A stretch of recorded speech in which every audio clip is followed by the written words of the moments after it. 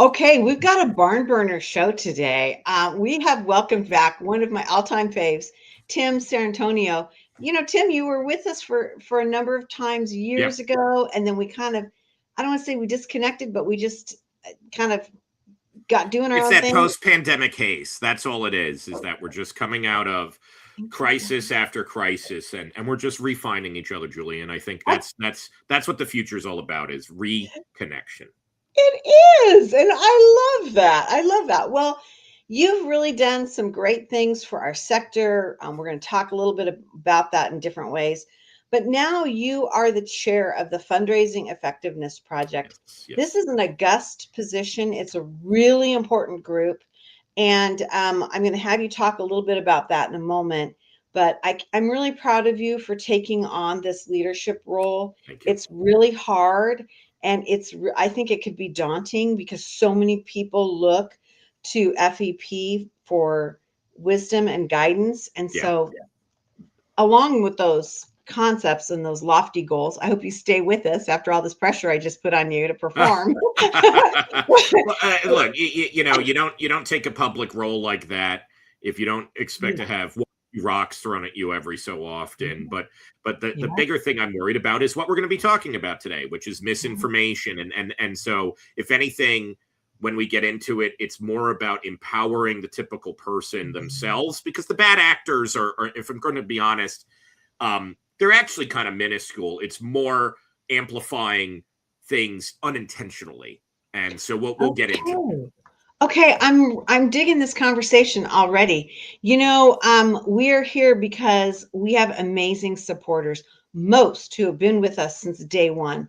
And we're now in our 6th year, moving towards 1,500 episodes that we've produced. And those folks are Bloomerang, American Nonprofit Academy, Staffing Boutique, Holdings Nonprofit Banking, Interim Executives Academy, Your Part-Time Controller, Crescent Cares, Fundraisers Friday, and JMT Consulting. I'm Julia C. Patrick, CEO of the American Nonprofit Academy, and I am super excited, as I said, to welcome back Tim Sarrantonio, coming to us from upstate New York, where it's chilly, chilly, chilly. Yeah. Okay, talk to us about FEP. So many of us just say FEP. Yeah, it's actually funny because so I for about 15 years I worked for a technology company called Neon One, and I recently transitioned out of it into kind of my own thing. But one, good to see Bloomerang on the sponsor list there. They're also part of the Fundraising Effectiveness Project. And so Woo! Neon, Bloomerang, Donor Perfect, a lot of different CRM companies. If you go to fepreports.org, you can check out the 11 different data providers that donate their time, their development, their product development energy. I always have to remember we're when we say development, it means different things to different audiences. So literal programmers have to coordinate an anonymized set of data that is then put into a massive data warehouse overseen by Giving Tuesday and AFP Foundation. And so it is absolutely secure. There is no private information or PII, personal identifiable information about people. And so what happens is that we get a monthly review of all the data that is going into those CRMs. And so there's a panel that we then analyze from that. It's the largest analysis of individual giving data in the world. And what that means is, like, what's the retention rates of the average person who might give $25? And so this is it. This is as quick as we're going to get it. Giving USA, which I was a board member of for a long time, that's not going to come out till June. So we are going to get data into the hands of fundraisers faster when we also have a governance committee of fundraiser practitioners, both consultants and people just like you and your audience, talking about this data and saying this is what we should do. And so I could talk about that in terms of our latest report, but a lot of it is driven by the community and by fundraisers themselves. And look, I'm a fundraiser, and so I'm proud to represent you and all of us as part of the chairing the Fundraising Effectiveness Project, and in turn fighting misinformation with this transparent data.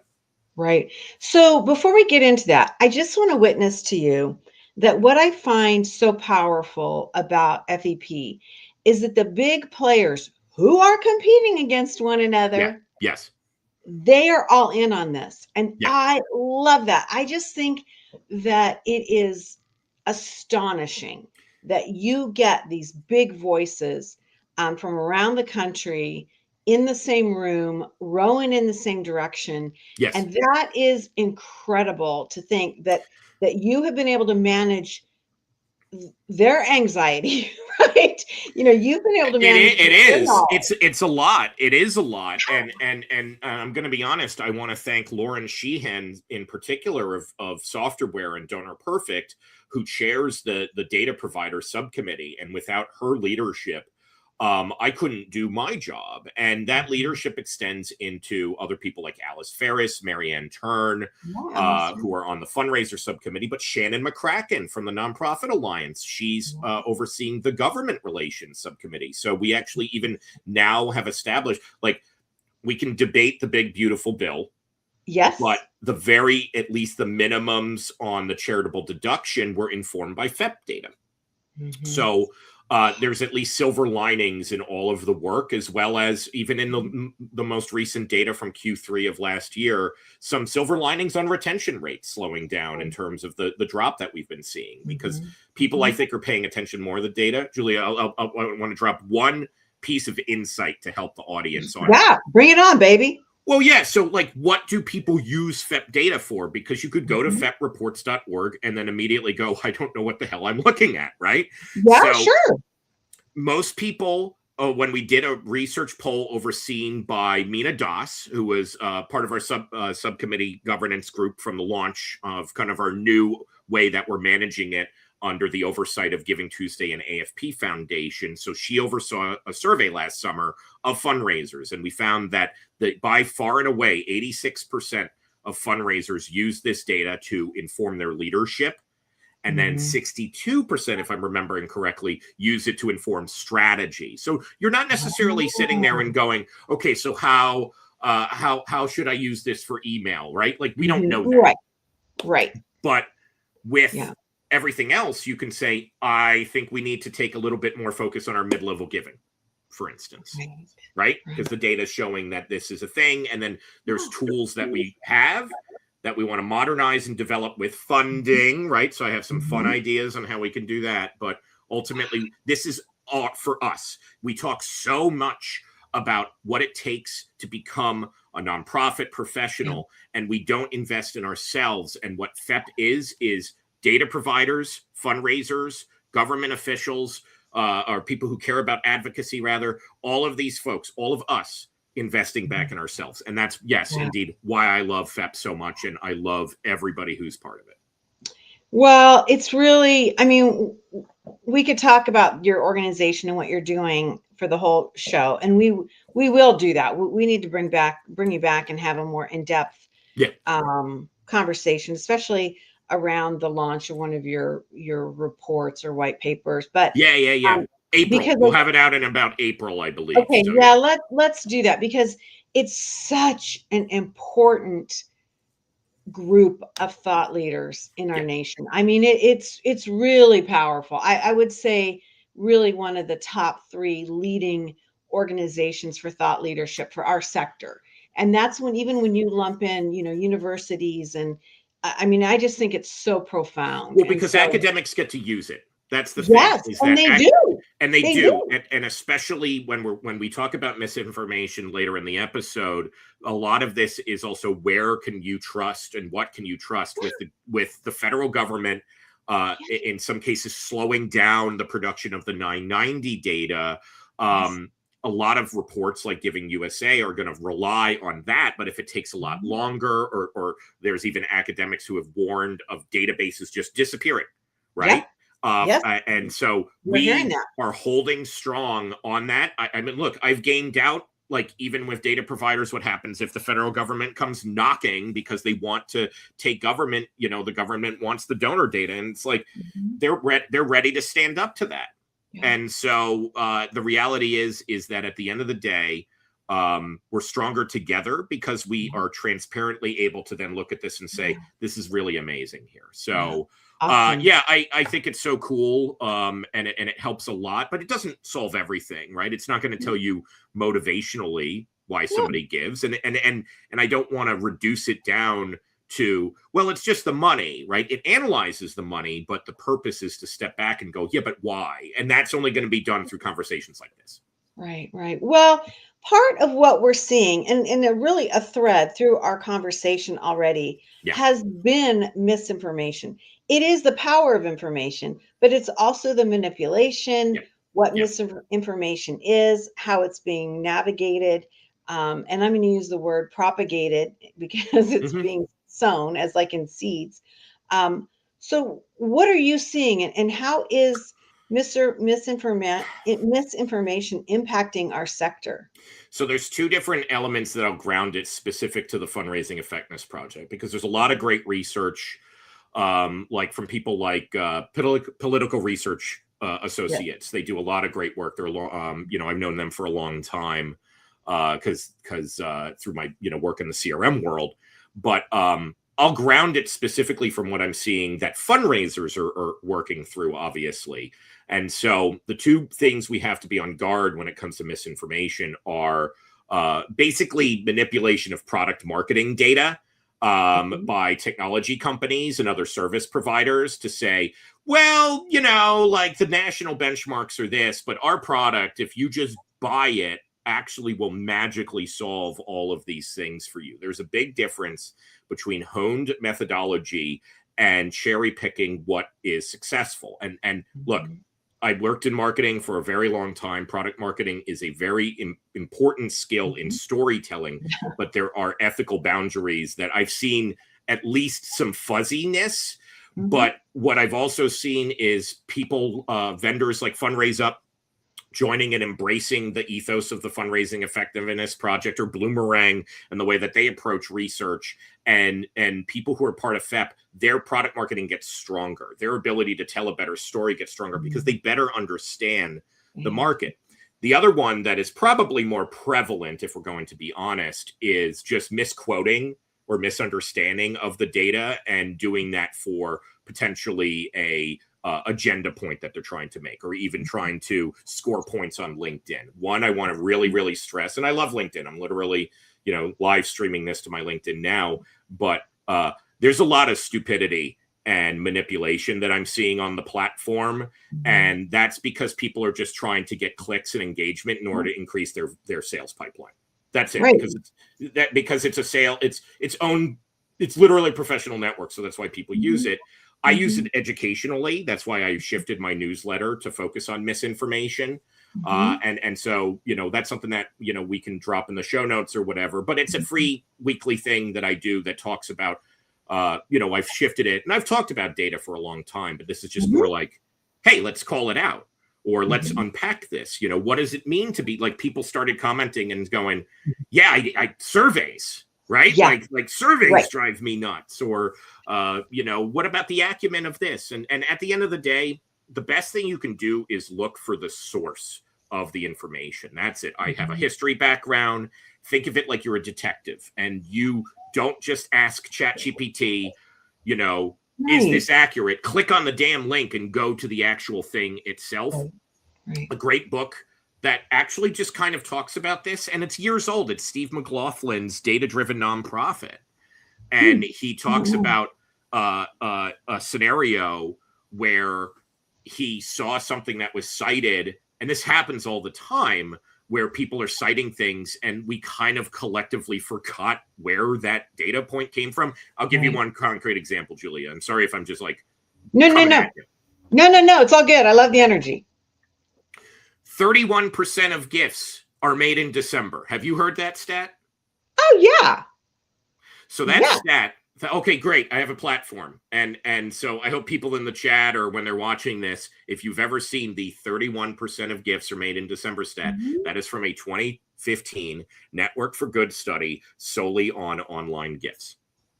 And so what I mean by getting to the source of something is context. Why and who did the number that we're looking at. And so with FEP, Mhm. if you go to fepreports.org, full methodology, it's Mhm. published, and so that's I think the most important starting point. Mhm. And we have a lot of people who do this across and outside of just FEP. I'm proud to work with people like Chiri and Koshi, Yeah. and folks like that who really understand the importance of this. And that's also why the leadership from Woodrow Rosenbaum at Giving Tuesday and Ann Hale at the AFP Foundation, they're the guiding light. They're the North Star, Mhm. because I'm just a schlub, right? Like I could be fun and da da da da da, but at the end of the day, like, one, it's not about me. It's about you as a Mhm. fundraiser. And what we Mhm. need to start doing is treating this data not like a weather report, not like, oh, I guess it snowed. What am I supposed to do about that? But instead, it's a report card. Right. Well, you know what, Tim, I feel like in society, and I think it's really an exciting time actually in the nonprofit sector, is that as a whole, we are moving away from the emotional aspect of what we do and how we do it, Mm, and really leaning in, as we should, to the metrics and the data and the scientific study of it.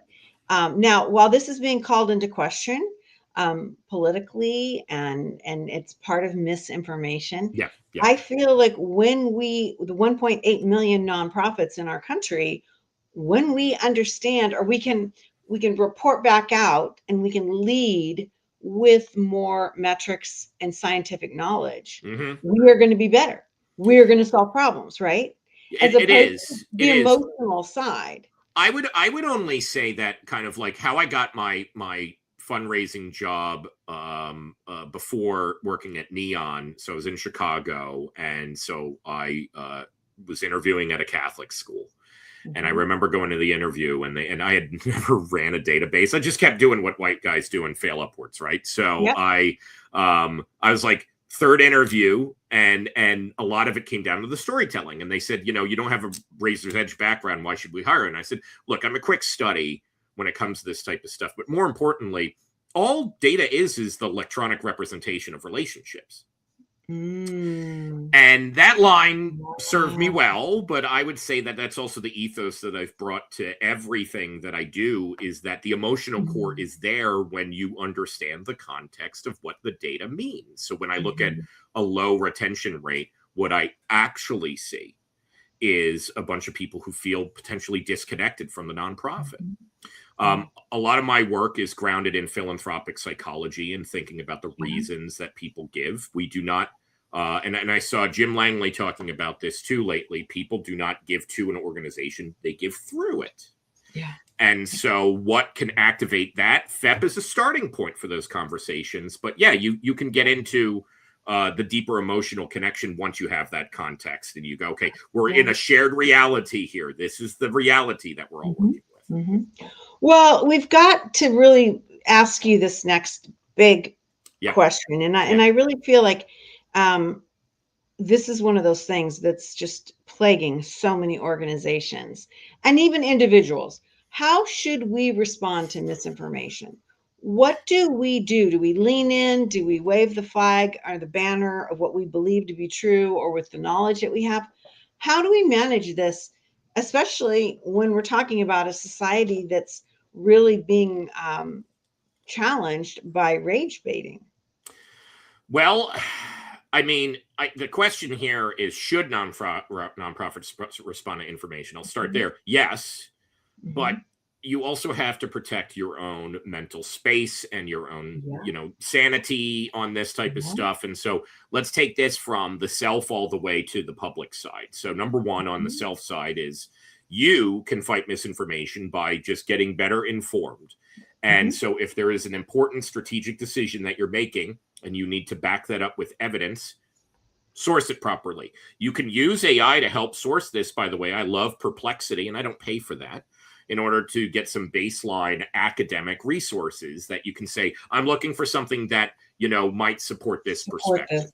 Mhm. Now, the reality is that there's an academic paper that can probably contradict everything that you might come up with. But the reality is that more often than not, there's going to be some acumen when you are looking at either an academic research paper or something produced by your local state association as part of the National Council of Nonprofits or a trusted body like the Fundraising Effectiveness Project. So that's where you could start. If you look at vendor data or you look at consultant community reports or things like that, that's fine. Just double check for methodology and just understand how it was put together. But, you know, people like the Donor Participation Project do like really interesting experiments, for instance, that they talk about. Yeah, that's cool. But then there's the level of like calling it out. And there are like, obviously that's protecting your own like comfort level of doing that type of thing. But I think that one, send it to me, right? If you're like, can you comment like that? That's what happened to me recently. Somebody didn't feel comfortable commenting necessarily out of the gate, or they wanted to double check something with FEP data. And I just responded. I got blocked when I did it. But then I made a video and that person then apologized. Right. So yeah. And so I think like, again, it's shine a light on it. Yeah. Shine a light on it. So that's part of my job is like to do that. If you're uncomfortable, I'm a loud white guy. Let me do it too. But I think that the real end game is everybody feels comfortable with saying, you know, and we don't want to make some shooting gallery where we're all just trying to call each other out. That's not what we're talking about here. Right. It's more like, can I trust this? And I think that is in the best interest of our sector, is to be able to trust the information that we're seeing. And again, my final point here is most of the time that people are citing this or other research, but I search on LinkedIn, Fundraising Effectiveness Project, and I see if people are citing the data and how they're citing it. Most people are doing it, but sometimes ChatGPT might just make up something and they didn't have the time to check it. Or they kind of read it like that 31% thing that was pre-ChatGPT. That was just like everybody's quoting that data. So it's a matter of saying, okay, let me just double check. And that's in your best interest as a leader. Right. Well, I think this is a lesson we've learned from financial reporting. Yeah. You know, I mean, you can get reams and reams of documents that tell a story or report out from the finance team and not always understand it or synthesize information in a way that's not really accurate. And so I think there's a lesson there to say, look, let's be a little bit more thoughtful and drill down and not I think it's better to have like 3 to 5 key pieces of data that that draw the through line than just gobs of it that get lost in translation. I mean, that's such a great call out. And that's why I'm thrilled about the fundraiser subcommittee. It's the largest committee in FEP. And what they do is they focus on developing those 3 to 5 takeaways for people, because not everybody has the time to comb through the report. And so I'm even exploring what can we do with infographics, or what can we do with short form video, or let's just interview fundraisers and get them talking, right? Like very similar to this, just to say, how are you using data? I did some great interviews early on as chair that kind of helped ground that. And the more we get people talking to each other, the better it's going to be. And so it doesn't have to be scary. It's not that we know everything. There's a ton of stuff I don't know. And I think it's just a matter of being curious. Okay. So are you competing with the nonprofit show, dude? No, of course not. It's in the spirit of collaboration, right? And also, I don't have the platform like you do in order to do that. You got Kevin and all the StreamYards all set up and the depository for the archives. No, I would rather just join you for a lovely conversation. Well, I'm busting your chops here. I know you. Okay, I know. So as we don't have a lot of time left, but I want to really navigate towards something that it's been a through line, and you've been talking about this, you know, the role of AI and information and how we're looking at this. What are some of the things you as a technician, and I'm going to call you out as a technocrat within our sector. It's okay. It's actually, I say it lovingly because I think it's a profound place to be. What do you see going forward, and how should we be really thinking about this? Yeah. And so I'll say my preferred term is technologist. And so technologist, and I view it from a futurist lens and the many other isms, but this is important. And so this is why I'm proud of the role that I played in helping develop the fundraising.ai fundraising framework for ethical use of AI in our sector. Love the work that Nathan Chappelle is doing, for instance. But, you know, we've talked about this, that you have to question yourself. Number one, when we're talking about AI in this case, we're talking about large language model, generative language, chat GPT style stuff. There is tons of AI in the algorithms that get people to see and stuff like that. So there's a lot of different levels, but especially with misinformation, it's the language, it's the words, it's the things that come out. So don't try when ChatGPT has that little thing that's like, we can make mistakes. It's like, oh, you make a lot of mistakes. And so, and in some ways, I think it's gotten dumber over the last few releases. But look, you know, you do some research, and what I like to do is I like the deep research feature. I ask it some things, and then I go back and I look at the source data. I'm a trained historian. That is how I think about the world, is primary sources, secondary sources. There's a little bit of journalistic, you know, approach there too. But at the end of the day, it's what's the story that we're trying to tell? What's the shared reality that we want to have, and focusing in on that. Well, it's a fascinating aspect, because I think that we need to look at this as another employee. You know, that it's a resource that we have, and we still have to be editors. We have to be challenging the information.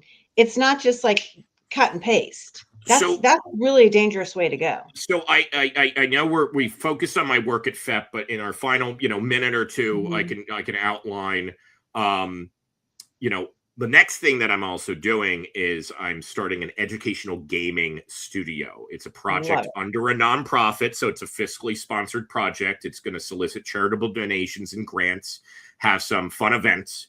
But the way that I want to build that is it's a conversational role-playing game where people take on personas, basically, of their donor archetypes or their board members or even other staff members. Very flexible. What I've started doing, though, is at the end of the game, because it's a very set structure, I'm taking pictures of that and then making sense of it with AI. And so it can analyze the picture. It can look at handwriting. I actually scanned my entire journal that I wrote last year, my personal journal, and I have a private workspace. And so it's not being trained on my personal data, so that you can do this even with relatively off-the-shelf commercial tools. And so that's kind of how I started navigating and thinking about things. And I think fundraisers can do that too. So I'm building the game with that. And I already got a academic talk accepted in Gothenburg, Sweden, at the Knutpunkt live action role playing conference that they have out there. So we're going to talk about analyzing artifacts with AI. And I think that there's a whole new world when it comes to looking at it like that partner of yours, that another employee. Well, we talked about this in the green room. I think it's really exciting. As you get through your development phase, I invite you back onto the nonprofit show and we'll play it. We're going to play. We're going to have some fun. Really fun. I think it's great. And I think it's always magical to talk with people like you who are really doing interesting things, keeping our sector vibrant and forward thinking. So it has been a pleasure to reconnect with you, Tim. Tim Sarrantonio. He's the chair of the Fundraising Effectiveness Project, one of the truly august organizations in our sector. Check them out, fepreports.org, and really look at this as a tool because it is profound work that, as Tim said, is astonishingly amalgamated by the other great thinkers of our sector that compete against one another in many ways. They come together, and it's super over 50 exciting. Ambassadors of the initiative. They have a lot of different perspectives, that diversity of thought, all around that vision of empowering every single fundraiser with actionable insights. That's what we want for the world. So go to fepreports.org. Yeah, absolutely astonishing. Well, we will be seeing more of you. And as we get to end today, we want to make sure that we also share a moment of gratitude for the folks that support us. As I said, most which have been with us since day one. And they include Bloomerang, American Nonprofit Academy, Staffing Boutique, Holdings Nonprofit Banking, Interim Executives Academy, Your Part-Time Controller, Crescent Cares, Fundraisers Friday, and JMT Consulting. Hey, Tim, when we first had you on, it was the dawn of the pandemic, and I started ending each show with this phrase, and I'm still using it. And it goes like this: to stay well so you can do well. We'll see you again, my friend. Bye.